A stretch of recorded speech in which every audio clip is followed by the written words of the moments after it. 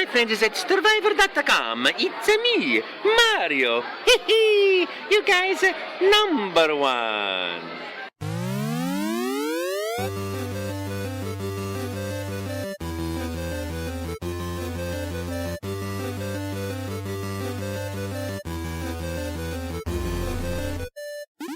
It's Stevivor's Friendly Fire Show, episode 218 for the start of November 2022. I am one of your co-hosts, Steve Wright, and joining me, as always, is my friend and yours, co-host Ben Salter. I said what's up before, and you said fine, and I don't think that works, but what's up? It's a classic situation when someone says, you know, the person's like, enjoy your drink at the bar, and you say you too or something. You're like, oh, no, wrong. Did the wrong thing. The default answer was wrong. Do you do that and then just kind of like walk away being like, no, I've already lost? You've got to walk away. Oh, no, I do the weird bumbling like, but it's not because you will okay, have a good one. And then I think it's worse doing what I do, to be honest. Yeah, that's the Canadian way, I think. Yeah. You've got to be like super polite. So we just walk away in shame. I think it happens more with food. Like you're getting a sandwich or something, or like something that's quick to buy.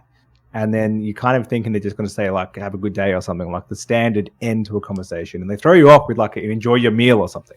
And you've already your brain's queued up the you too. Anyway. But is like I will. Is that like better or like kind of creepy or arrogant? Yeah, what are you going to say? What are you hey, like, thanks, or like, well, I expect to. I've paid good money for this. I don't know. If I don't like it, you will expect a letter to your manager. Just go the full Karen, I guess. I don't know. Let's not do that. Yeah, you gotta speaking of going full Karen, have you needed to go full Karen on anything resembling internet service providers or NBN provisioners? Like, what is your final, hopefully, internet update? This is the final one, Steve. You should feel the power of fiber coming straight through you because there's no wireless from me at least into getting to you. I think it's all wired to you as well. We're fully connected by full wire to this point because I got my house wired up to a small degree. So I no longer have to park like 20 centimeters away from my router and dodge it on a stall because that's where NBN said they had to install their thing. I had to get a guy to come and install it into my house, which is a real nightmare in a 2-story house, it turns out, where the garage isn't connected to your house. Like it looks like the same house, but there's no connection at all. So they got to take off like roof tiles, and it's a whole thing. But he did it, and then he couldn't get. I got that then wired to my office where I am now, which is why I'm fully wired here. And then I was like, could you just do one downstairs as well? And then both my Xboxes and both my TVs with consoles on them can be fully wired. And he tried, and he broke his thing in the wall because he's like, there's brick in there or something. Like I can't get through the level. And then was very much like, well, if you really want to, we can like do an external cable from the top to the bottom story. And I left it. And then I just used like a second router as like an AI mesh. And it's like perfect because they're so close, like just like they're directly like opposite each other on different floors. It's like giving me almost perfect Wi-Fi coverage. So that's my hot tip for this week. If your console, I would say definitely Xbox, probably PlayStation as well, and certainly Switch, have pretty poor Wi-Fi receptors.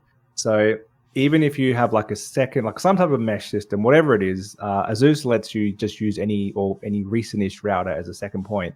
You can use that for your access and then plug in your consoles, and it works like so much better than just using the console's direct Wi-Fi. So obviously cabling would be better, but if you want to do that, that actually solved a big problem for me. So that's my hot tip for this week. Yeah, I think it's signal strength isn't the problem. I think it's more like ping when you're doing like Wi-Fi connections that really gets you. Yeah, definitely. And if you're a multiplayer person, obviously that's important. But also, like, I just feel like having a wired connection just generally works a little bit faster when you're downloading things. And I have where's your NBN router? Is it now in your house? Like inside your house and not in your garage? So the NBN box, if you get fiber, they install a box to the wall.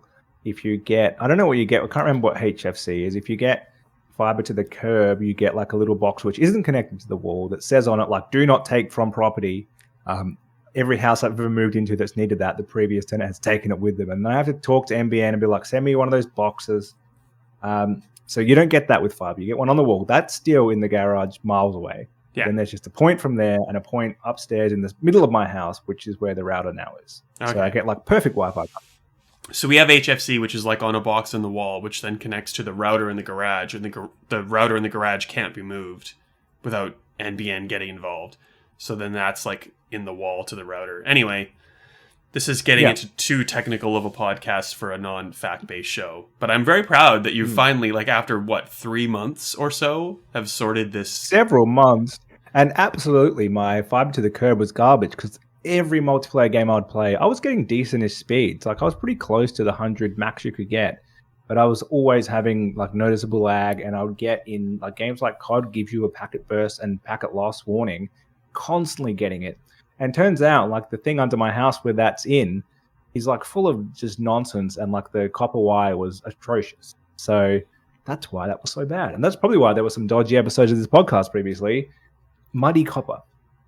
Well, we'll get into the Call of Duty-ness of it all very shortly because it is the start of November. But before we do that, you've made note, and rightfully so, that Elon Musk is now CEO of Twitter and is already on Twitter calling people lords and peasants and trying to spruik an $8 a month verification blue tick and other things clause. Does this make you want to... I'm not verified. Stevivor's not verified. Tragic shame in that. Are you? No. Well, I bring this up because at the end of every show, we normally say you can find us on Twitter. Soon you might not be able to because this reminds me of what happened to Dig. Remember Dig was like Reddit before Reddit, and they suddenly tried to monetize basically, and then everyone just left immediately, and it went like it just died. Dig died. Kind of feel like there isn't the same, it's not quite the same situation in that there's no Reddit equivalent for Twitter. There's no obvious that's where all these people would go because it's so different to the other social channels. Very like the others are so visual. This is totally text based. So I'm not sure, but yeah, it's got that kind of feel about it that people are going to jump off, or they're threatening to. Nibel, one of the biggest gaming tweeters, quit immediately, basically. And he pretty much just said, I've never made any money from this. Like if I was on TikTok or YouTube, this is not what he said. This is the gist of it. It's kind of like, I never figured it out. My parenting didn't work out. So I'm not going to put any more time into this. Like it's just going to get worse. It's a sinking ship. And I think a lot of people are feeling that way. To answer your question, would I pay $8? So what's that going to be? $12 Australian a month for a tick? No. Well, it's like $69 a year in American, which I feel like is a joke in itself. But anyway, what I don't get is if I kind of get his point that it's created a class divide, but making people pay for it just reinforces the class divide. Well, especially like when you say lords and peasants, like it's like, hey, peasants, give money to the richest lord in the world, or one of them, to become a lord yourself. So pad my wallet. And the weird thing is, like, he wants the money because he spent $40 million on Twitter to make it. Sorry, yes, to make it a free speech centric platform, which means like, come on, Nazis, say what you want. But also the advertisers are like, no, we don't want that. So he's like, oh, we need to make money in a different way.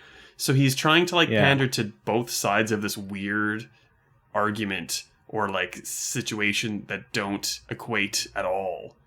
And it's just going to fail? Surely. Yeah, I mean, and like Twitter Blues never really made sense to me. That's their current subscription, and you can pay actually quite recently to be able to edit your stuff, which I think is, again, I think that's a bit dodgy. Like it should be either open to all or none, that type of feature. Just not be able to edit on Twitter's. Yeah, that's been one of its features for ages. And then like I think you can post longer videos and some other stuff like that. So there probably is something people would subscribe for, but I don't think it's this. And if they want to have a clear, like the verification tick isn't about you verifying who you are anymore. It is a status symbol for certain people. I think the average user doesn't care, but it puts your tweet up higher. If you look at a thread, the ticks people always top. Like it's useful. Like you couldn't really make it without that type of thing. So why didn't they just change it to if that was their motive, is we want to get rid of the spammers, we want to make people more accountable for what they're saying, get rid of the bots. Just let any person who proves who they are with an ID check somehow get a tick, as in it's nothing about your status that you're a public symbol or anything. It's just we've verified that you're a real person and this is who you are. That's it. But it's not what it's about at all. It's about making money. Yeah, and I'm not going to get on this. I'm not going to harp on this, but the last time I tried to get Stevivor verified, it was like, give us 3 articles that are dictating, like showing that you're in the public discourse and da-da-da-da-da. And like from other websites, you can't link yourself. I'm like, okay, that's easy.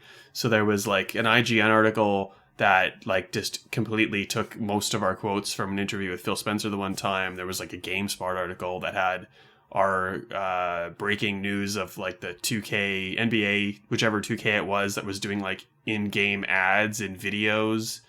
Like we had all these pieces of evidence, and they're like, nah, you're not noteworthy enough. I'm like, oh, okay, well, I guess I've dodged an $8 or $20 bullet if you would have believed original reports. So, and it wasn't just you. I can't remember who it was. There was another podcast I listened to recently who was quite a big US or something, one of the many countries, which is bigger than Australia. Same problem, like big following, certainly a noteworthy outlet or person, whoever it was, and just kept getting knocked back. And I think it was just how they were completing the form or something. But like they're so picky and choosy. Like now it doesn't matter. The real kicker is I had the distribution list that sends press releases to like every Stevivor contact that wants one in our staff, of course. As the Twitter email. So when I got rejected for the verification, it didn't just go to me. It went to like everybody that's attached. I'm like, oh, that's embarrassing. But, Yes. It happens. It doesn't matter soon. In a week, Twitter won't exist. So this will be a distant memory. And quite we'll funny. Have to go old school again. Maybe you can find us again on the forums. Like that's how it used to be.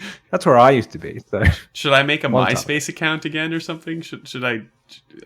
You can't go backwards. You got to get on the next thing. The youth these days, they don't even use internet browsers. So I don't know how they're reading your content. They just go to TikTok. Like you got to TikTok it, Steve. Get to the point. Yeah, I'm too old to do TikTok. I would contemplate Snapchat, but even I think I'm too old for that, and also no one cares. So yeah. Find us on Truth Social? No, you're not going to find us on Truth Social. Truth Social. Can't even say it out loud. We're not going on that. Don't worry. No segue exists to take us from Truth Social to anything of value, so let's not try, and instead we'll just talk about Call of Duty Modern Warfare 2. That's right.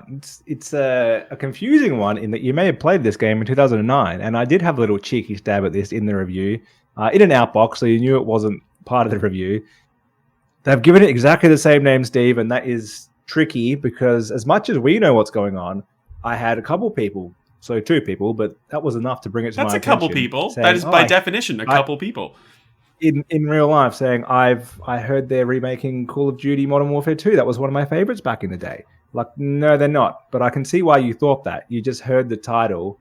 It seems if you're not that attuned to it and you're not following games to the degree we are, and probably most of our listeners are, you probably wouldn't notice.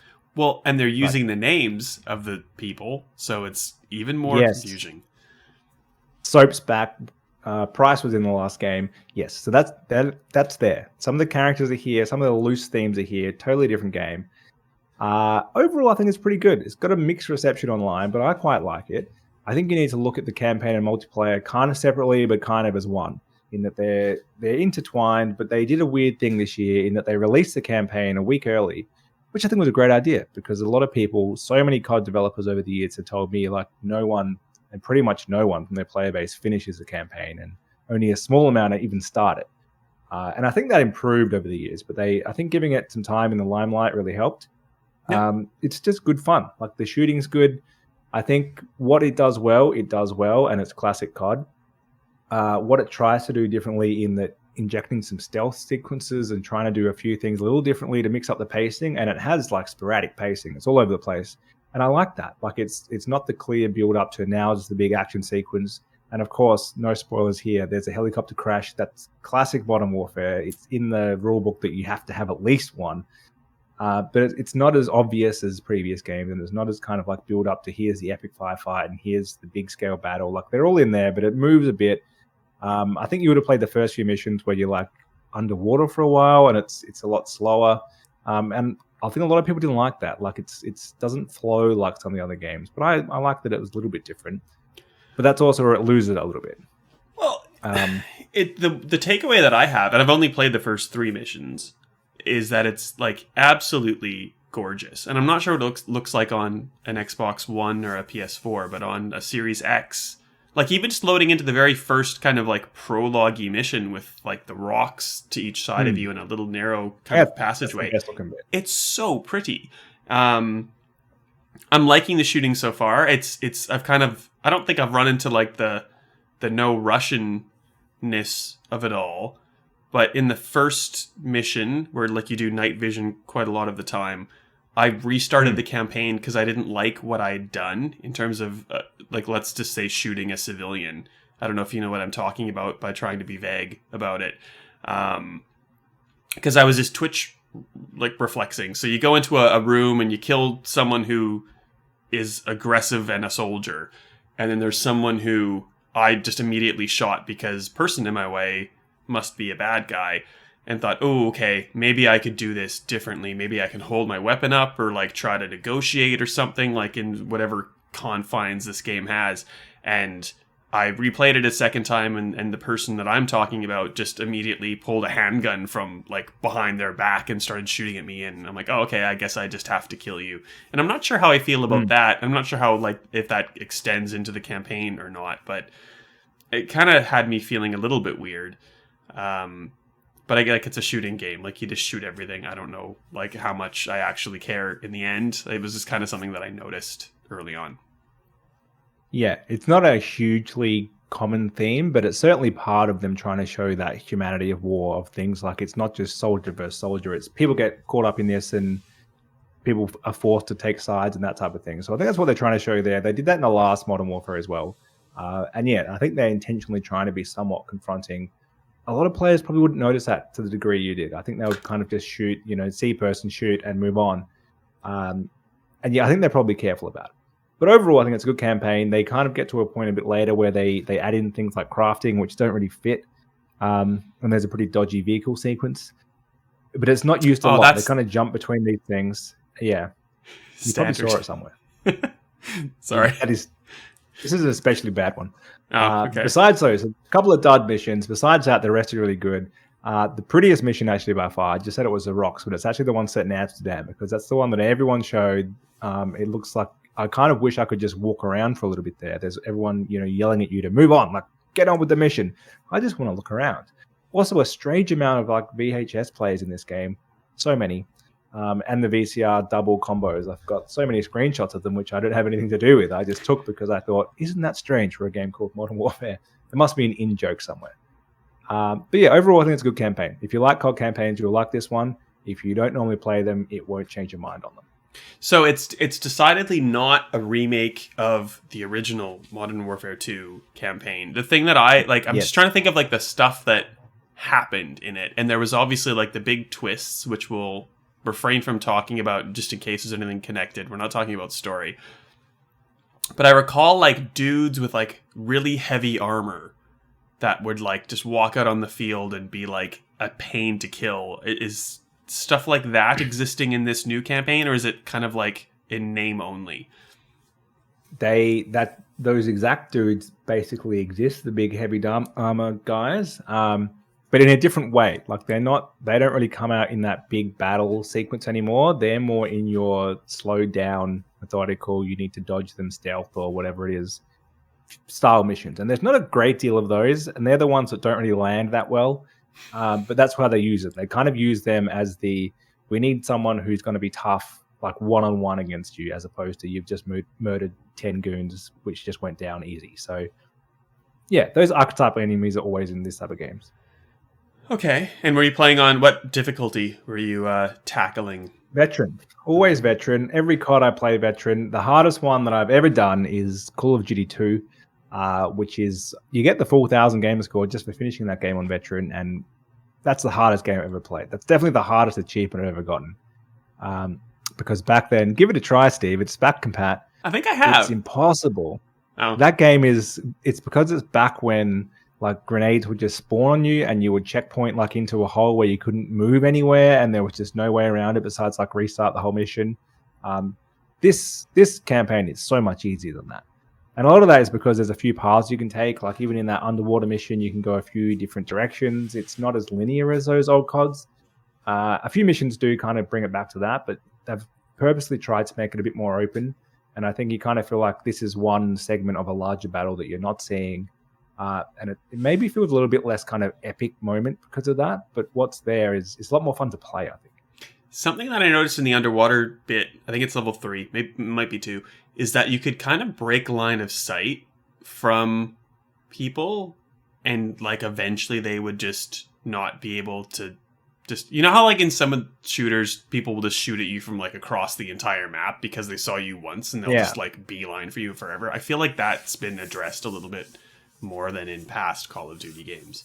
But I guess you're always just supposed to kind of like barrel forward and kill people, so that's maybe not noticeable, or maybe is, depending on how you play. Some of them are definitely meant to be slower missions on purpose. So, and that extends to the multiplayer. Really, the multiplayer it's a lot slower than previous Modern Warfare games. I would say it's pretty much back to Call of Duty 4, the original Modern Warfare from 2007, in terms of its speed and kind of stripping it back a little bit.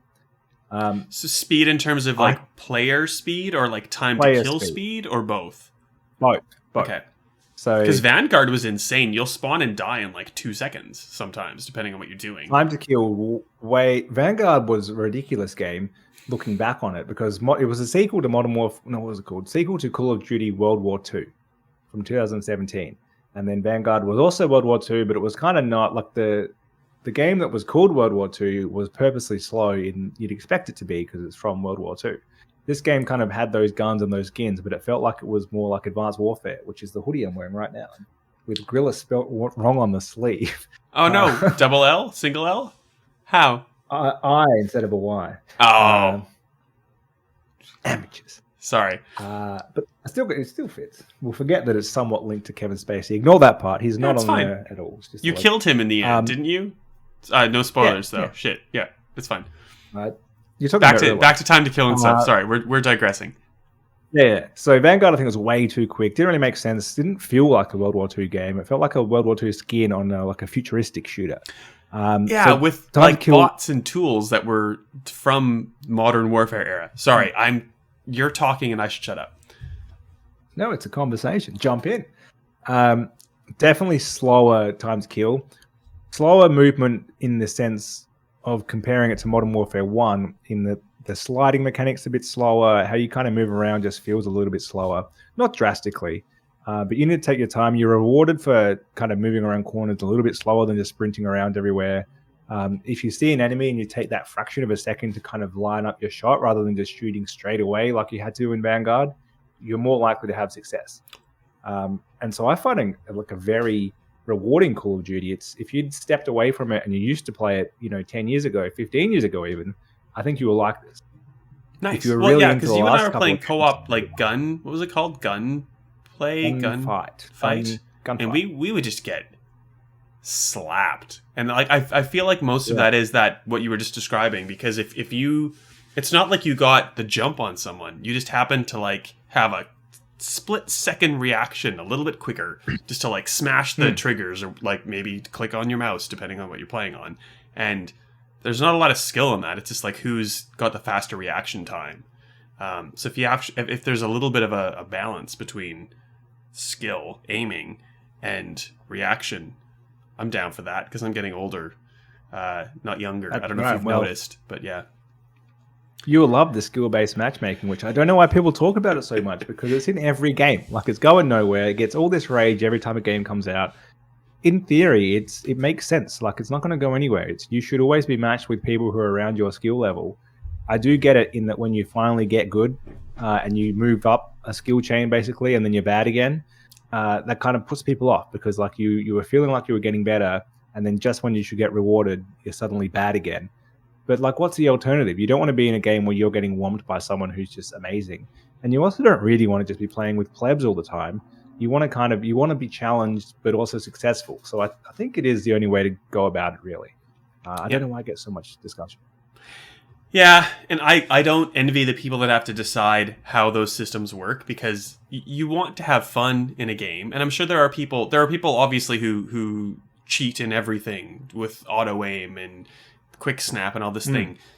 Like, I don't understand why winning without any actual effort on your part is enjoyable or rewarding. So like the same goes for if you're being matched with people who are just like completely inept and you're god tier compared to them. So it's like you're not having fun in that instance, but then as soon as you go up to like you're the bottom of the rung of the tier you're in, you will get stomped for a bit. But also like they encourage you, or they actively make you, they bring you up, get better. Yeah. So it's probably frustrating, but if you stick at it, there's enjoyment to be found in bettering yourself. But we want generally, immediate I think it works. rewards, don't we? Yeah. You can't all be at the top all the time, essentially, and that's not what you want. So yeah, overall, I think it's pretty good. I think the gunplay is excellent. Like Infinity Ward do it the best by far. They know what they're doing. They have all these customizations for their guns if you want to use it. That's probably where you kind of starting to see things go wrong, because they had to disable that because it wasn't working and it was causing such issues. So as well as attachments, you meant to be able to tweak like every aspect of your gun, but they had to disable it like immediately. And that's probably the side theme of this game, in that there's some things which just are below the level we'd expect from a COD game at launch. They're all small, but it's things like that, like a major new feature like that being disabled on day 2 or something because there's causing too many issues. Be able to turn off crossplay on Xbox and PC, I think, not being an option. Like, that's weird not to be there. Barracks isn't there, which is all your stats. Like, this is a very stat-heavy game, and you can't look at your previous matches. That's a weird thing that's happening of late. Like, Halo Infinite was done for that. Like, it's strange. And even, like, things getting rushed out and then having to be clawed back. Like, LeBron James isn't in multiverses right now. May is not in Overwatch right now. And before her was Torbjorn and Bastion. Like, it's just, how are these things not being picked up and tested before they come out? I did see a great retweet today in what might be our last week on Twitter, because there's a lot of like, why are these games getting released unfinished? And then the retweets just, Call of Duty breaks all sales records. Top Call of Duty on PlayStation, top on Xbox, makes more money than any game has in its first 3 days in the COD series. That's why. Because they can still ship a pretty good game. It's just missing a few features you'd expect to be there. The maps are all pretty good except for the one shocker. Like the border crossing Mexico traffic one, that sucks. Everything else is really good. Like, they're made, I don't think they're memorable. They're not going to be remembered for years, but they're made for that 6v6 multiplayer. And I think in trying to compete with Battlefield, everyone got a bit caught up in we need to go ground war, we need to have the big maps, and they're still there, and they're good. They feel big. They're doing you don't need to compete with Battlefield because it basically dug its own grave. It's slowly getting out of that grave, but like, whoops. If you want to play a good Battlefield game, go play Ground War in Modern Warfare 2. It's way better than whatever Battlefield's doing, if it even has any players at the moment. But I think in the last couple of games, they kind of forgot about the 6v6 is their bread and butter, and the maps should be designed for that. They shouldn't be chunked off from the bigger modes. And I think they've done that well this time. They've gone, here's some well-designed COD maps which suit that style of, that speed of combat loop. And that's why I quite like it. So I think I'll play it for a while. And hopefully they iron out just some of those little things which aren't there, things that aren't working. Maybe, I think there's about 5 maps which were announced which aren't actually there yet for various reasons. So whether they're holding them for some reason or whether they had issues as well. Thinking it might be the latter based on the fact that its signature new mode wasn't available. Yeah, overall good. The only other mode is co-op, which I haven't really played because we need to play it. It's a 2-player only co-op. I tried to play with randoms, doesn't work. And campaign or multiplayer? Because I'm fully not in Modern Warfare 2 yet. I'll admit it. It's not it's a third mode. Oh. It's a Spec Ops. Oh, okay, so cool. 2-player only online co-op. I think, again, another missing feature. The game says, like, add controller for split screen. And when you do add a controller, all the modes disappear. Like, so it's clearly meant to be available. It just isn't yet. You need an Xbox Series Y to handle those frames or something. And I don't know. Yeah. Well, okay. Well, I'm in. I was talking to our intern, Ethan, today, and I'm very much... He's like, oh, you need to play online shooters and have skill. I'm like, I don't think you have to have skill. I think you can develop the skill. But I can develop the skill and then I will quickly lose it. So when it came to Vanguard, I was close to level 50 and that's an achievement. So I kind of just like stuck at it. And ended up being pretty good at Vanguard, but then I gave it a week of break and then jumped back in and I just forgot whatever it was I was doing. The same thing applies to Halo Infinite. Like, I was pretty good. I was like top-ish of the big team battle score lists, and then I went back in and people were like, stop playing, you suck. And I'm like, you are correct. I forget how to do this. So I'll have to like book a time in maybe December to like properly just like jump into Call of Duty and get back into how it works. Well, that's why you should play Spec Ops. Will be a good spot to start from that point of view, because it's 2-player co-op against AI only, and you're completing objectives. So it's a slaughter fest, but at least you're going to get used to the gunplay again and how to move and that type of stuff. So it would be a good spot to start. And there's no multiplayer achievements in this game. There's Spec Ops achievements and there's campaign achievements. So you could actually get 1,000 or the Platinum Trophy and never play a game of multiplayer. Well, there you go. And then you can just save yourself for Warzone, which is coming out soon. Warzone 2.0, I should say. Yeah, mid-November. So this should all link in. The mechanics here should feed over 1-to-1 in Warzone. That's this whole thing. It's all unified and it should feel exactly the same, which makes total sense. It was a bit split up in previous games, trying to adjust to the different scales. So it should feel very similar, and it should also feel very similar on PlayStation, because old mate Phil Spencer said, as long as there's a PlayStation, Call of Duty will be on it. Should we buy Activision? This sounds like something he didn't necessarily want to say. It's just that they keep kind of alluding to, yeah, we'll keep it on PlayStation. And I think he might have been kind of had enough, and he's got to the point of just being like, forget it. Like, it'll just stay on PlayStation. Like, I couldn't be any clearer. The fact that he said, as long as there's a PlayStation, there will be a Call of Duty on PlayStation, which is at least suggesting that Call of Duty will outlast any console, which is probably true. I'm fully getting sick of this whole like antitrust stuff that's going on. Like Microsoft's like, well, we'll honor some stuff, and then Sony's like, this is the highest selling Call of Duty that's ever existed, so we're not letting go of it without a fight. And then Spencer's like, oh, we'll always have it on PlayStation. And then now now it's, even when it's on Xbox, if the acquisition goes through, like there's existing PlayStation agreements, which means Call of Duty's not going to be on Game Pass for a while. Like, it's just all just play Call of Duty on whatever you want to play it on, because it's going to be like that for a while, and eventually it'll be free for Xbox as part of your subscription. But like, don't hold your breath on when that's going to happen, if it happens at all. And if it doesn't happen, guaranteed Sony will drop all of the money ever to make this like one of the only at launch third-party releases that is on PlayStation Plus extras and premium day one. Watch this space, because it's only going to get more interesting if you like court reporting, I suppose. I don't. I just want this deal to be done so that we can move on with it. And to be honest, I think Xbox will do a better job of running Activision than Activision do. They're not doing a great job at the moment. They just make COD only, essentially. They've left all... Anyway, we don't need to get into that. We've talked about it so many times. There's no progress. We're running long on time anyway, so let's keep moving on. We both, I think, played the Resident Evil Village Winter's expansion. It's like a 2-hour piece of content. It introduces third-party mode, really, and you can put third-party mode in Village itself.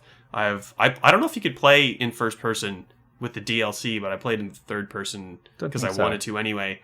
And you can do that in Village, but I didn't bother checking how that worked. It was okay. Like, this is why there's not going to be a Resident Evil Village 2 or Resident Evil 9 with this continuing story, because it's kind of petered out, to be honest. Like, they're regurgitating 7 and 8 stuff. There's weird powers that don't quite work. And if you had to play a whole, 8, 10, 20-hour game around it, I don't think it would work very well. And I'm a Resident Evil fan, so what did you think about it, Ben? I think this is almost exclusively for you. It's a pretty slow story to start. If you're not super into Resident Evil, it's nowhere near as gripping as pretty much every other Resident Evil game. It's pretty... I mean, Rose is not a very compelling character. The now teenage daughter of Ethan from Resident Evil Village. Turning it to third-person mode changes the entire dynamic, and it feels more like one of the recent remakes than it does Resident Evil Village. It doesn't feel like that at all. And I don't know if it's a suggestion that they might go back to making games like this rather than the first-person style, but it feels totally different. And it feels kind of a bit dated to play. And then it was, it wasn't super gripping not at all from a story point of view. They don't really explain anything of why we're doing this. It's a very short little tidbit over she wants to remove these powers that she has, and okay. It's hard to get into. I'm not sold on it. I think it's just for the hardcore Resident Evil fans. I don't even know if it's for them, but yeah, I get where you're coming from. I think I like third person better. I have a weird problem with first person, and that I must have some kind of like spatial awareness issues where like just I don't quite do things right in first person, or like I think I'm just clunkier in general. Wherein I'm a very like right person, like just whip the camera around in third person to get an idea of what's happening, and I'm generally more comfortable playing games in that mindset. It's like $20. It adds 190 gamer score, I think, randomly. I've of course now completed that DLC and all the achievements in Village and in Biohazard Village Z version, because yes, I did buy the Japanese version for extra gamer score. Still don't. You played that much Resident Evil and you're still not that into it. So that probably says more about this game than we ever could. Well, the end of Village, DLC. not to spoil it, goes into like here's 16 years in the future, and you're like, what is happening? And this is where this DLC picks up, and it's just like, could you get back to like Chris and Jill and Leon and stuff, like the main story? And I think with all of the stuff coming, like 4 obviously, and you know, fans continuing to clamor for Code Veronica, I think that's where Capcom's going to go. So Chris will be back to punching boulders instead of mold, in theory. Anyway, let's quickly finish up with some subscription chat. In your words, Ben. A whole bunch of stuff coming out about both Game Pass and PlayStation Plus. I guess we'll start with Game Pass. It's profitable. I think it was like 15% of their overall revenue from Xbox or something. Pretty much everyone's just been saying that Game Pass must be losing money. It's a loss leader. They're just trying to get subs in, basically, and then they're going to hike the price. Half of that may be true, in that Phil came out and pretty much said, no, it makes money now. But he did say, at some point, with rising costs, we're going to have to put prices of things up. Now, some people took that to think that he meant consoles, because he also said that they lose about 100 to 200 US on every Xbox sold, and they expect to make that back on accessories and things. Or it could be Game Pass. Maybe both. Now, he definitely said it's not going to happen this year after making fun of Sony for doing it. Well, not making fun of, kind of being disappointed. It was kind of like a disappointed dad to Sony, being like, well, we think this is the wrong time to put the price up for consoles, without ruling it out themselves. What do you think? Do you think the price hike is going to come in the near future? I think Spencer basically said after the holiday season, one of 3 or all of 3 or some combination therein of prices is going up, and I think you hit 2 of them.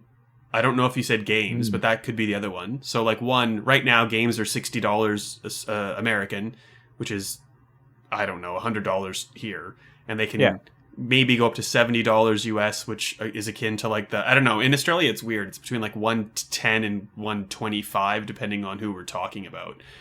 So that's one. It's 110 avenue. For everyone except the Sony. Exactly. There's the hardware stuff that could go up in accessories, controllers, and the other one is the price of Xbox Game Pass. And like, I feel like we're all expecting Game Pass to go up soon, or I guess at the very least, like the end of free subscriptions for a month if you're buying this, or like $1 subscription if you're doing this. But I feel like if anything goes up, that's the first thing to increase. Mostly because that's the thing that has the most value that I would be okay with paying more for, to be honest, because of what I've gotten out of it. What do you think? I agree. I think that's what they put up. They put up Game Pass. I think maybe to soften the blow, that's when we've already talked about their family and friends plan. They might also bring in potentially an annual subscription, which PlayStation does, Xbox doesn't at the moment, where maybe you save a little bit if you're buying a year up front. So it's possible to stack it at the moment if you get codes and upgrades and things. Like I think I've got at least a year to go. So it can be done clearly from a technical point of view. So I think maybe they bring that in to soften it a bit. But that's the obvious thing, absolutely. Unless promotions giving it away, like they're giving away 3 months on Twitch again this month, like less of that. Now they have more people in. Yeah, maybe games. I'd forgotten about games because I don't really buy them. Like you just have Game Pass, right? So you don't need to buy Microsoft games. So maybe that's less of an incentive for them than Sony. And then hardware, I don't think they'll do hardware. They were so adamant on like, we don't need to, and they need people. They're still third in line for console sales. So I think they need to get consoles in houses, as much as they're very much you can play on whatever device you want type of area. it's still Xbox console is their main place. They're getting players. So it wouldn't make sense to me. If anything, keep the price of the X the same and drop the price of the Series S whenever they can. Yeah.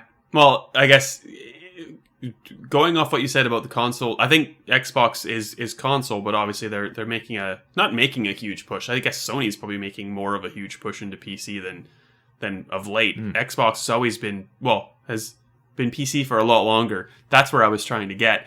PC Game Pass subscriptions are pretty high. But like it's a weird mix. Like you see the list of things coming out on console and PC. It's generally the same. There's probably more things on PC that are more niche and kind of, in my opinion, I'd be more inclined to try some of those games than the ones on console. So I get why maybe people on PC are giving it a punt. But I guess ultimately Spencer did admit as well that like 2022 is kind of bust in terms of Xbox first party releases. What did we get? Horizon 5? That was last year. No, see, I don't even remember. No, well, I guess Deathloop kind of counts, but not really because that was on PS5. I can't think of an Xbox game that came out. I really can't. Pentiment, that'll be out. So that's not even out yet. That's They in terms of like actual big AAA games, which is what the promise was, one of those per quarter, and then I think around that your smaller Battletoads type of level games to kind of pad it out a little bit, for lack of a better term. And they've pretty much done neither. Like it's just been a series of nothing. And they've got some okay games to come into Game Pass, but yeah. Well, and they're mostly Bethesda ones. We're talking Redfall. We're talking Starfield. Like, what's the next Xbox game coming out? Maybe Forza Motorsport? Yeah, but I mean, they're Xbox games from the point of view of their launching day one Game Pass. Yeah. But yeah, you're right. Had they not bought Bethesda, they would be in a pretty shoddy way. But they were meant to be this year's game, so you kind of assume there's a few things we don't know about for the back end of next year. They're both first half of 23. I think Forza Motorsport might be as well. Like there's no Forza Motorsport available to buy, so they can't keep that off too much longer. There's no option out there. So my worry would be that they kind of stack next year. The stuff that's meant to ship next year does ship, and then 24 they have another we're way behind again, and there's just a year of nothing. They can't let that happen. They just need to get stuff out. Sony manages to do it with less studios, or do they have less studios? Maybe I'm thinking ahead. When they have Activision, they'll have less, but they're maybe similar at the moment. So they don't have an issue. Nintendo punches out games basically monthly. Admittedly, they're smaller scale. They're easier to make, but they're still fun to play for the most part. So like you're not going to have 12 like Nintendo do a year, more or less. And some of them they buy, like Bayonetta. They don't make them all themselves. Some of them they outsource. Xbox coming in with none it's not going to help your subscription service. We're a week away from God of War Ragnarok, which will like dictate the discourse for the next 2 months plus. Yeah. And Xbox, like at the very least, I guess good on them for admitting that they have nothing to counter that. So I guess we're just at the point. We're at the point now where consoles are maybe just becoming available to buy. Now, it's not going to last long because they're all going to be bought for Christmas if your mortgage hasn't gone up too much. And the thing is, if you're picking between, am I going to get an Xbox or am I going to get a PlayStation? Boom, God of War. Of course you pick a PlayStation. If it was around one specific game this year, there's no contest. So as much as Xbox can be saying, oh, we might have to raise prices or whatever soon, you got to get some games first, mate. And I think they know that. Yeah. Well, yeah. Like, what are you going to buy? What's the system seller? Halo Infinite? That's right. Because that didn't work out very well. It's not all good news for PlayStation, though, because PlayStation Plus has lost, in the last 3 months or so, I think, about 2 million subscribers. I guess it's kind of on the cusp of all this change from PlayStation Plus to Essentials, Extra, and Premium, and what in our case Deluxe, which I keep forgetting about. It is a confusing system. I think maybe that's hindered some of these subscriptions. The other thing, I guess, to keep in consideration is that the EU regulation affected Sony and Microsoft and Nintendo, and in Sony's case, I think if they were lapsed when they're, or like inactive when their subscription lapsed and would normally renew, I think they just didn't renew. But I don't think that accounts for 2 million subscriptions. I think it's the other thing, I guess, really that's a problem is there's not a lot of value in my mind right now in PlayStation Plus above Essentials, because I was hanging on for those classics like Resident Evil from the PS1 era. And that was one of the last ones that we ever got. That was a launch classic. And I think you've lamented about this too. Like, there's just not a lot coming out to justify the extra cost. Is that why you think people are lapsing, or what do you think makes up this gap? I think it's maybe part of it. I think some people who were essential thought, yeah, I'll try for a month, and you could do that. You could jump up, and they obviously have the yearly cost, which is cheaper to try to lock you in, which is what I foolishly done because I barely played any of them. For the same reason, they kind of sold it to us, and we're going to have new games every month, and they do add new PS4 games. They don't add new classics. Like, we've had basically, I think, essentially maybe like 1 or 2 PS2 and PS1 and PSP games added, which is like Nintendo do more than that with their terrible 2 Nintendo 64 games a month or 1 game a month. It's like, that's not good enough either. But to be fair, there's only like 25 and 64 games that are still playable. So they give you any more than that, they have none to release. There are so many PS1 games, so many PS2 games. The problem with PS2 that I have is they released, 30, 40 odd on the PS4 store. And it's just those games again they're releasing. They're not doing any work to them. They're just releasing those PS4 versions of PS2 games that already have trophies and they're upscaled already. Why are there so many which are not already in this service? And if they were going to like farm them out slowly, why are they adding none? Yeah. Anyway. Well, and I own RE1, RE2, and RE3 on PS1. On PS3, I think. And I had the right subscription tier just to get it when they put out Resident Evil 1 again. But because I've already purchased those, I just get them again. But that's still reliant upon Sony actually releasing them to the public, and I just want those very badly. They don't seem interested. They seem more, they're okay with the extra catalog. I think that's decent enough. It's close to Game Pass without the new releases, but that doesn't have new releases either. So it's close-ish. I think it's that. I think a lot of people may have tried and then they decided this is actually not that great, so they cancelled. I think maybe because it kind of renewed and they had to email everyone saying PlayStation Plus is changing, there might have been people who were just on Essential for years, not really kind of realizing, hey, I never play these games that come out every month and I don't really play online anymore. And the quality of those games has dropped considerably in this revamp as well. So there's no real, unless you want to play something from 2008 or something. They've dropped down to kind of low-level barrel, but Xbox has gone below the barrel. Xbox is equally as games with awful. gold is, I don't know, they're much worse. They're pointless. I don't even know what the games are anymore. Like, I don't recognize them. So exactly, because everything's in these libraries now. But much worse. Yeah. I think a lot of people may have looked at it and kind of realized, well, games cost more. They're now $125. I'm better off just canceling this thing, which I never use. And like we've talked about in the past episode, like you get to a point where you have too many subscriptions. Like we just cancelled Binge because the whatever Game of Thrones show that we were apparently watching is finished. Not called Game of Thrones anymore, the different one. House of the Dragon. Like, well, that's it. We should know that on such a nerdy show. I don't watch it. I don't do fantasy, so sorry. Yeah. Okay. Sci-fi only. Noted. But yes, so look, there's too many subscriptions. I think that's part of it. People changing how they formatted it and how they sold it to people probably made at least 1 million of those 2 million realize I don't need this anymore. It's probably just that.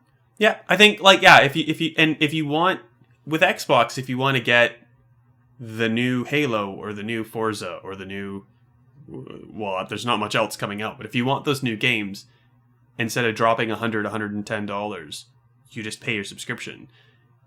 Even in the case of God of War Ragnarok, paying the premium subscription tier does not give you that game. It gives you a demo to that game. So I would be better off not spending that money and buying the God of War and the Last of Us and whatever else comes out. And I think that's what people are doing. I think that's the biggest hit in that 2 million gap. But I think it will continue to go two ways. They'll either kind of show that games launch into the subscription service, like say 12 or 18 months, like there's a clear pattern and people will kind of be able to, like you can kind of do with EA Play, you kind of see that's when the games come, but for some reason Battlefield didn't.